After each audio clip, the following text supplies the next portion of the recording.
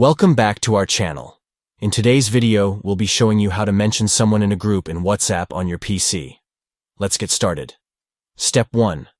Open WhatsApp on your PC. Step 2. Go to the group or chat where you want to tag a specific person. Step 3.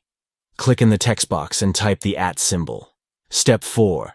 Next to the @ symbol, type the person's name or select their name from the suggested list that appears above the text box. Step 5.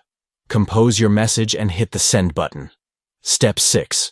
Once you've selected the person's name, they will be successfully tagged in the message.